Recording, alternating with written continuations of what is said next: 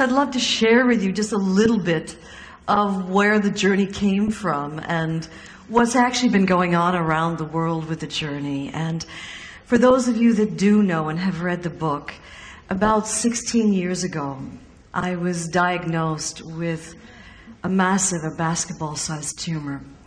And even though I was in the health field, it really set me reeling. And I was told by the doctor that I needed to have immediate surgery in order to save my life. And I asked to be given a set amount of time so I could be allowed to undergo my own healing journey. And I was actually living and breathing, doing everything I believed in at that time, organic vegetarian food. And I'd moved from New York City and had a little cottage by the sea in Malibu, so breathing that fresh sea air every day, working out every day. And you know what, more important than any of those things is that I'd done a lot of work on myself and been meditating since I was 19 years old, gone through lots and lots of certifications and programs.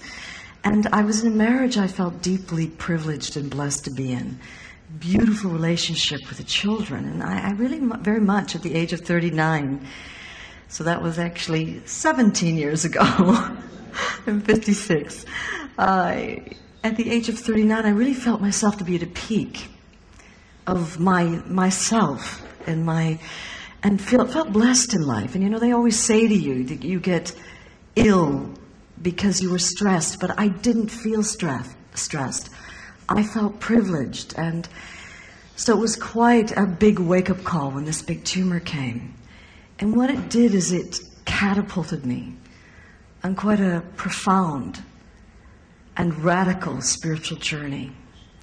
And part of the gift of that journey was I uncovered a means for all of us to go on a journey inside ourselves and uncover what are called cell memories and old past trauma stored inside, old consciousness stored inside, old programming stored inside, and to go through a process of not only uncovering those old cell memories, but go through a process of release and letting go so the body and the being can go about the process of healing. And those of you that have read the book, you actually went on the journey with me in the book, and you know that 6.5 weeks later after I was diagnosed, I was pronounced textbook perfect clean, completely tumor-free. And I felt very strongly that this was work that had just come through me, and it was gifted to me.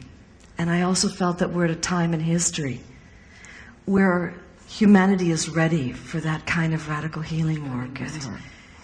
And what the journey does, and what science has found, is that when you feel a strong emotion and you repress it, and they find this in labs, it releases into your bloodstream a quantifiable biochemistry, which will go to certain cell receptors and block them.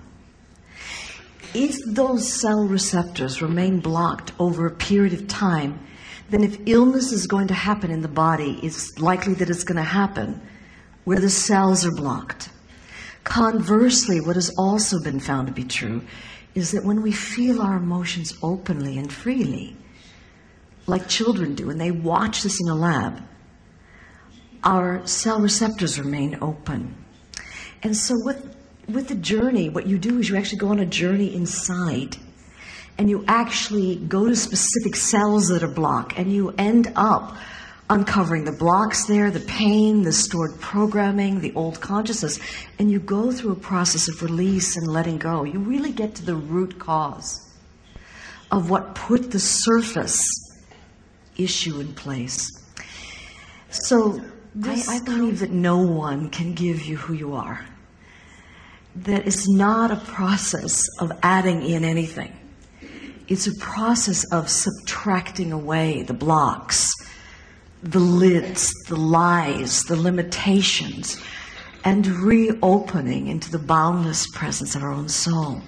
And so now, right now, the journey is being used in hospitals. We have prison projects.